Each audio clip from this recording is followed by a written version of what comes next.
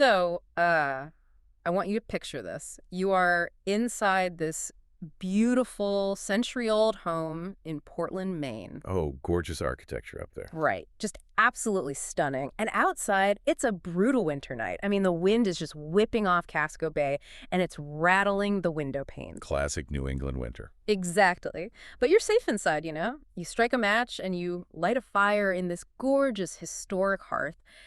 It's just the absolute picture of cozy coastal romance. Yeah, everybody wants that exact moment. But, and here's the catch, what you can't see, just behind that century-old brickwork is a condition that is, well, it's a lot like architectural osteoporosis. Oh, that is a great way to put it. Right, because the outside looks incredibly solid and completely untouched, but the internal structure has just completely hollowed out. And that's the thing. We trust the solidity of brick and stone so completely, you know? Yeah. We just assume that because a structure has stood for 100 years, it must be invincible to the elements. Yeah, it's brick. It's supposed to be permanent.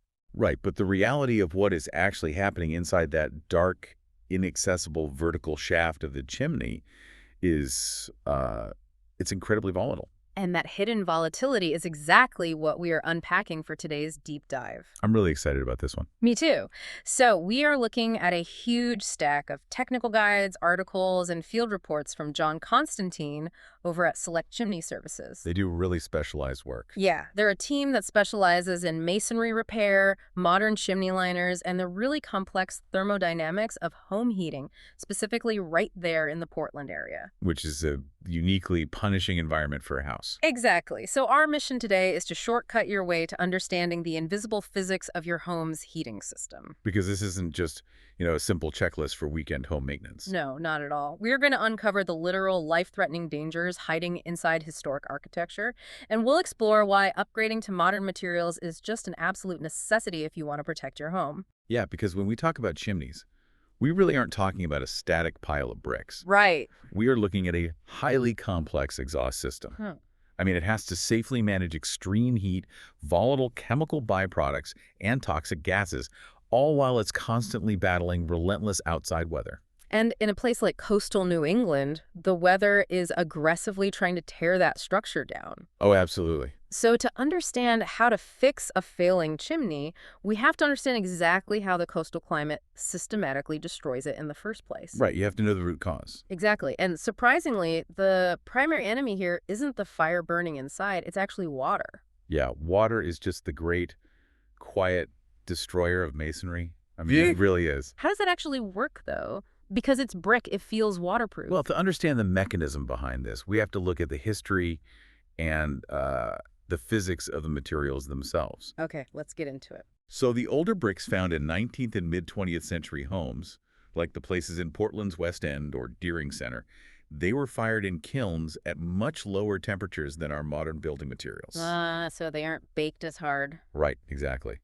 And because of that lower firing temperature, these historic bricks are incredibly porous. They contain literally millions of microscopic voids. Okay, let's try to visualize this. Imagine your historic brick chimney isn't actually made of solid rock. Right. Imagine it more like a heavy, rigid sponge standing on top of your roof. That's a perfect analogy. So when those coastal rainstorms blow in from the Atlantic, that driving rain isn't just, bouncing off the masonry. No, that untreated brick is actively drinking the water right in. It just soaks it up. Yeah, it's drawing the moisture inward and upward through a process called capillary action. Capillary action, like how a paper towel works. Exactly like that. The water molecules physically adhere to the sides of those microscopic voids in the brick, and they pull themselves deeper into the structure, basically defying gravity. Wow. But I mean, in a mild southern climate, that might just result in, a damp smell, right? Yeah, maybe some mildew. But in Maine, we have to factor in the brutal freeze-thaw cycle. Oh, right. The temperature swings. Portland weather is uniquely punishing. You will have a day where it's 40 degrees and pouring rain, and the masonry is just soaking it all up like that sponge. And then the very next night, the temperature just plummets to 10 degrees. Exactly. And that is where the rigid sponge metaphor turns destructive because all that water is trapped. What's fascinating here is the sheer physics of it. When the water trapped inside those microscopic voids drops below freezing, it undergoes a phase change and expands by exactly 9%. Wait, exactly 9%? Yes, and that 9% expansion creates immense localized hydraulic pressure right from the inside out. And the brick just can't handle that. No, the tensile strength of the baked clay simply cannot withstand that outward force. It's like, well, it's like filling a glass bottle to the absolute brim with water, putting a cap on it, and leaving it in your freezer. That's exactly what happens. The water doesn't just freeze quietly. The expansion physically shatters the glass. Right. And in masonry, this shattering process is called spalling. Spalling. Yeah, the internal ice pressure literally blows the structural faces right off the bricks. I mean, they flake, they crumble, and they just pop right out of the chimney. That's terrifying. And what about the mortar holding it all together? Oh, the mortar joints get totally pulverized. They just get ground down into loose sand. But the bricks are really just the outer shell, right? Because the original builders of these historic homes, they lined the inside of these chimneys with terracotta clay tiles. Right. At the time, terracotta was really the best heat-resistant material they had access to. It's basically just cheap fired earth. Exactly. But just like the exterior brick, terracotta clay is extremely rigid, and it's also porous. So it absorbs the exact same moisture from the outside. Right, so as this massive exterior chimney structure is shifting and expanding and kind of grinding itself down through that brutal freeze-thaw cycle, it's putting pressure on those inside tiles. yes, it exerts tremendous lateral pressure on those interior clay tiles. And since they can't bend or flex with the moving house, They just snap. they simply snap. So for you listening, if you are standing in your yard right now looking up at your roof line, what are the actual visual distress signals that this freeze-thaw destruction has already happened? Well, there are a few major red flags you can look for. Okay, like what? If you look closely and you see piles of sandy debris or small chunks of brick just resting on your roof shingles, that means your mortar joints are currently failing. Okay, so debris on the roof is a bad sign. Very bad. Another sign is a powdery white salt stain streaking down the outside of the brick. Oh, I've seen that on old buildings. What is that? That is called efflorescence. It happens when water travels entirely through the masonry, dissolving the natural salts within the brick, and then leaving them on the surface when the water finally evaporates. Okay, so that means water is making it all the way through the brick sponge. Exactly. But the most severe critical warning sign is a chimney that is visibly leaning or twisting. Oh, wow, twisting. Yeah, if it's tilting at all, the structural integrity of the masonry on the windward side has completely given way. That is wild. And once that internal terracotta clay liner cracks and snaps, the entire nature of the problem really shifts, doesn't it? It absolutely does. We are no longer just talking about an exterior structural issue where you might need a mason to, replace a few flaking bricks. No, not at all. We have crossed the line into an immediate life-threatening hazard right inside your living space. Because the flue liner has one singular job, right? It's supposed to create an unbroken, airtight corridor that vents extreme heat and toxic combustion byproducts out of your home. And the second that terracotta clay snaps, that protective corridor is totally breached. Exactly. You now have an open pathway for superheated flue gases to escape the chimney entirely and vent directly into the combustible wooden framing of your walls and your attic. Here's where it gets really interesting. Let's look at this practically for a second. Okay. If my chimney is literally cracked open inside the wall and my fireplace is dumping exhaust gases right into the framing of my house, how am I not smelling it? Right. That's what everyone asks. I mean, shouldn't my living room just smell like a massive campfire? It's a very natural assumption to make, but you really have to separate the chemical threats happening in the exhaust. What do you mean? Well, if you smell a foul, acidic campfire odor, or if you actually see smoke billowing back into your room, your drafting system has failed. And yes, those are massive warnings. Right, smoke in the house is bad. But that smell is not the carbon monoxide. That smell is just the unburned wood particles. Oh. According to the CDC, carbon monoxide itself is completely invisible and completely odorless. Wow, so you cannot see a carbon monoxide leak in your walls at all? Not at all. It does not irritate your eyes. It doesn't tickle your throat. It's literally just a silent gas pouring through the cracks. Exactly. The carbon monoxide molecules simply bind to the hemoglobin in your blood, which displaces the oxygen. That's terrifying. It is. If it fills your living room on a cold winter night while you're reading a book, you will simply feel lethargic, You'll lie down and you will go to sleep without ever knowing your internal exhaust system failed. Man, that is grim. But the fact that you brought up that acidic smell of unburned wood earlier, that leads us perfectly to the second major hidden threat inside a cracked flue. Ah, yes, the creosote. Let's really break down the thermodynamics of what is happening when you burn wood in a hearth, because it's not as simple as it looks. No, burning wood is an incredibly complex chemical reaction. I mean, you aren't just creating heat and nice orange flames. Right. Firewood contains moisture, sap, and a bunch of complex organic compounds. So when it combusts, what's actually going up the chimney? The byproduct is this heavy mixture of water vapor, smoke, and highly acidic gases. And as those hot gases travel up the vertical shaft of the chimney, they are rapidly seeking an escape to the outside atmosphere. But, and this is the key point, if your chimney is unlined, or if that terracotta liner is cracked and freezing cold from the main winter outside, those hot gases run into a literal thermodynamic wall. Yes, hot gas hitting a freezing cold surface. And the result is kind of violent. Very. Yeah. The hot gas undergoes a rapid phase change. I mean, it doesn't just slowly cool down. What does it do? It rapidly condenses from an airborne vapor into a sticky, highly flammable, incredibly acidic tar called creosote. Yuck. Yeah, and this tar actively clings to every single jagged crack, crevice, and missing mortar joint inside that failing clay liner. Just building up over time. Right, layer upon layer. You know, according to data from the National Fire Protection Association, the NFPA, heating equipment is actually one of the leading causes of home fire deaths in the entire country. It's a huge issue. And that statistic is heavily driven by this exact phenomenon. People just assume their chimney is fine, but they are inadvertently building a thick layer of flammable tar right inside the walls of their house. Because creosote is the primary fuel source for chimney fires, and it can ignite at relatively low temperatures compared to regular wood. So a single spark could set it off. Exactly. If just one stray ember gets pulled up the draft and ignites a thick layer of creosote inside a cracked clay liner, you suddenly have a 2,000-degree chemical fire roaring inside a fractured tube. Oh my God. And those flames will aggressively seek oxygen. They'll find their way through the cracks of the terracotta, right through the missing mortar, and they will directly ignite the wooden skeleton of the house. So if terracotta clay is way too rigid to survive a main freeze-thaw cycle, and an unlined brick chimney is just a porous sponge soaking up water and acidic tar, It's a bad combination. what material actually survives both 2,000-degree chemical fires and sub-zero ice expansion? Well, structural engineers and modern chimney sweeps really had to completely rethink the entire mechanism of an exhaust system. Because the old way clearly doesn't work long-term. Right. The modern solution requires a material that fundamentally ignores everything the coastal environment throws at it. A material that will never absorb water. Exactly.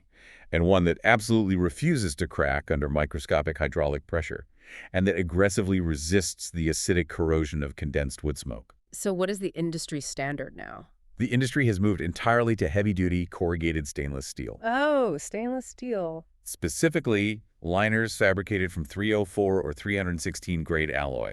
Why that specific alloy, though? What makes 316 grade steel the ultimate defense here? If we connect this to the bigger picture, the metallurgy of 316 grade stainless steel includes elements like chromium and molybdenum. Okay, big words. What do they do? Basically, these specific elements make the steel incredibly resistant to the highly corrosive acidic environment created by the creosote and the wood exhaust. Oh, so it won't just rust out from the inside. Exactly. But the true brilliance of the modern liner isn't just the chemical makeup of the metal, it's the physical engineering of its shape. Because it's corrugated. Right. Because the steel is corrugated, it has immense flexibility. So instead of a rigid, baked clay pipe that just violently snaps the moment the surrounding brick shifts with the winter ice, the corrugated steel acts kind of like an accordion. Yes, it bends. It naturally absorbs the thermal expansion and contraction of the house without sustaining any structural damage. Upgrading to a stainless steel liner is essentially sliding a custom-fitted, flexible, continuous exhaust tube straight down the chimney. That's exactly what it is. It bridges the entire gap, creating one unbroken, perfectly sealed path from the firebox in your living room all the way up to the chimney cap on the roof. But the steel alone isn't the entire solution, right? No, not at all. Because the sources emphasize that before these corrugated tubes are installed, they are wrapped from top to bottom in a high-temperature ceramic insulation blanket. Yes, and that completely alters the thermodynamics of the hot gas hitting a cold surface. Because it's a blanket. Right. By wrapping the steel liner in half an inch of ceramic insulation, you literally sever the thermal connection between the exhaust and the freezing exterior brickwork. Wow, so the hot gas is traveling up the tube, never even register how cold it is outside. Exactly. Because the metal tube is insulated, the flue gases stay incredibly hot all the way to the very top of the chimney. And hotter exhaust gases mean they never hit that phase change we talked about. They just stay airborne. Which means less condensation. And almost zero creosote buildup. Precisely. Furthermore, keeping that column of air incredibly hot creates a massive improvement in the physical draft of the fireplace. Oh, because hot air rises. Right, hot air is less dense than cold air, so it naturally rises much more rapidly. A perfectly insulated, hot steel column creates a really powerful upward vacuum. Which pulls more air in. Yes, this vacuum pulls fresh oxygen from your living room directly into the firebox, which actually forces the wood to burn at a higher temperature. And a hotter fire is a cleaner fire. Exactly. The Environmental Protection Agency's BurnWise program heavily promotes this exact dynamic. Really? The EPA is involved in chimney drafts. Oh, for sure.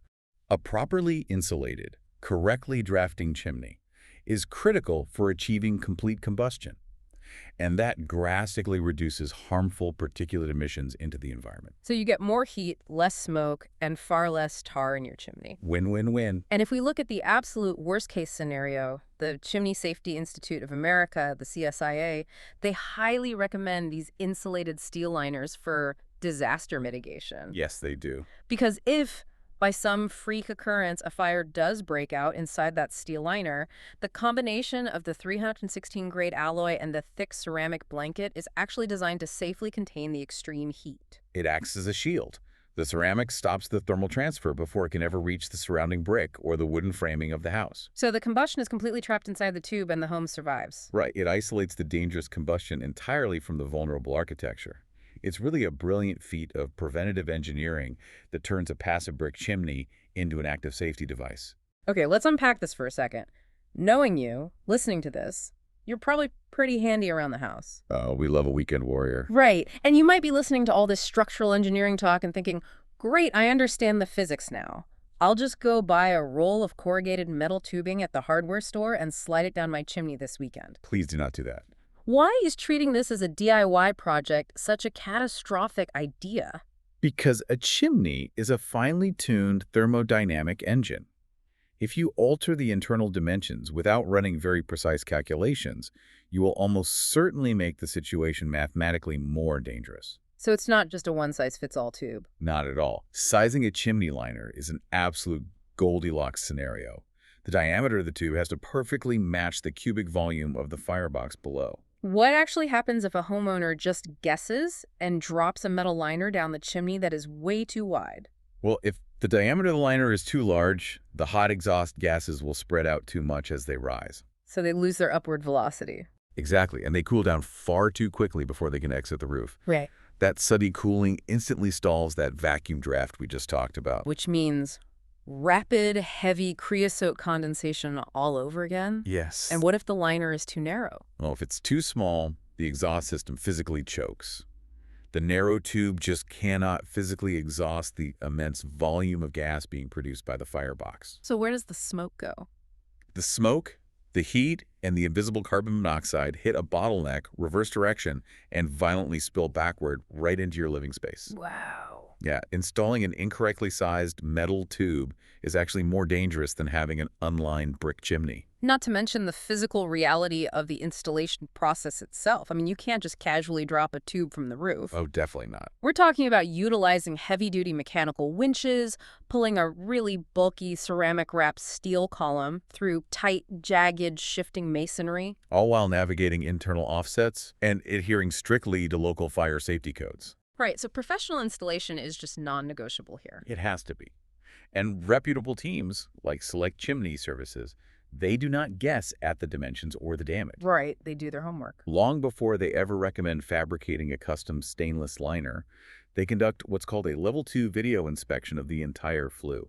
And the technology used here is fascinating. They literally drop high-definition cameras on robotic tethers down into the pitch-black vertical shaft. It's like doing a medical endoscopy in your house. Exactly. They do it to digitally map the exact condition of the inside of the chimney. The camera heads rotate 360 degrees, sending a live video feed to a monitor right there in the living room. So the homeowner sees everything. Everything. They are hunting for every microscopic terracotta crack, evaluating every single missing mortar joint, and identifying any dangerous internal blockages or structural crushing. It really is clinical diagnostic precision. They prove the exact nature of the deterioration, so the homeowner can see the architectural osteoporosis with their own eyes. But the sources also make it very clear that securing the interior with a steel liner isn't the end of the story. No, because we have to look at the whole picture. Right. If we are treating the house as a holistic defense system, we have to look back at the outside of the chimney, because we still have a giant porous brick sponge sitting on the roof. Which brings us right back to the beginning. Exactly, which explains why a chimney sweeping company is also deeply focused on gutter cleaning and exterior waterproofing. It really does connect right back to the beginning of our analysis. Water is the primary enemy. The ultimate destroyer. You can have the most advanced, perfectly sized, insulated stainless steel liner in the world protecting the interior draft. But if the exterior brickwork is still acting like a sponge, the surrounding structure will eventually rot, crumble, and completely collapse around the metal tube. Exactly. And think about your gutters. If your gutters are choked with autumn leaves and pine needles, the heavy coastal rain doesn't just, evaporate. Right, it has to go somewhere. It overflows the gutters and finds another destructive path of least resistance, which is usually pouring right down the masonry walls. So smart water management is really half the battle here. It absolutely is. That's why professional waterproofing is the crucial final step of a full chimney restoration. So what does that actually involve? Just painting it? No, it's applying an industrial breathable waterproofing sealant to the exterior brick. And that physically stops the capillary action. It seals those microscopic voids. It prevents the brick from drinking in the rain in the first place. Yes. Which completely stops the 9% ice expansion and the freeze-thaw spalling cycle before it can even initiate. You defend the interior with insulated steel, and you defend the exterior with advanced water repulsion. It's a two-front war. And there's also a massive behavioral shift happening right now with savvy homeowners in Portland regarding when they actually handle this maintenance. Oh, right, because they aren't waiting until the first bitter evening of November to think about their hearth. No, because by November, everyone realizes it's freezing outside, they panic, and they all call the chimney sweep on the exact same day. And the wait list probably stretched for weeks or even months. Exactly. By booking, sweeping, video inspections, and waterproofing services in the spring or the summer, proactive homeowners secure their home's safety long before the harsh weather arrives. That makes so much sense. And more importantly, it stops the off-season moisture damage. Off-season moisture? Yeah. An unclean chimney left alone all summer mixes regular humidity with leftover creosote. That creates a highly corrosive acid that just quietly eats away at the masonry for 6 solid months. Ugh, just rotting away all summer. So what does this all mean for you? Let's distill the core takeaways here. Okay. The traditional terracotta clay liners and the untreated porous masonry found in these beautiful coastal climates, they are quite literally failing from the inside out. It's a ticking clock. It really is. Upgrading to an insulated, custom-sized stainless steel liner is not just a fun little weekend home improvement project to get a better-looking fire. No, it is an essential, absolute life-saving barrier. I mean, it is the definitive line of defense protecting the combustible framing of your home from catastrophic fires. And protecting your family's lungs from lethal, invisible gases like carbon monoxide. Exactly. Whether you own a massive historic property in the West End or you just enjoy an occasional crackling fire during a January snowstorm, you have to treat your fireplace the way you would treat a high-performance engine in a sports car. That's exactly how you should view it. It relies on precise thermodynamics, and it requires professional preventative maintenance at least once a year to operate safely. You cannot just strike a match, trust the century-old pipes, and hope for the best. You know, this raises an important question, one that really sits right at the intersection of everything we've discussed today regarding historic homes. Let's hear it. We constantly romanticize the charm of 19th century architecture. I mean, we love the beautiful, rustic, century-old brick homes that define our oldest neighborhoods, and we pay a premium to live in them. We absolutely do. But as we blend that old-world aesthetic with our highly evolved modern understanding of thermodynamics and material science, how much of a historic home's celebrated character is actually just a beautiful nostalgic facade masking obsolete, highly dangerous engineering? Wow. That is a phenomenal question to leave off on. Next time you're walking down a historic street, looking up at those beautiful brick chimneys against the sky, you'll know exactly the physics, the ice, and the hidden dangers operating right beneath the surface. Keep learning, keep asking questions, and we'll catch you on the next deep dive.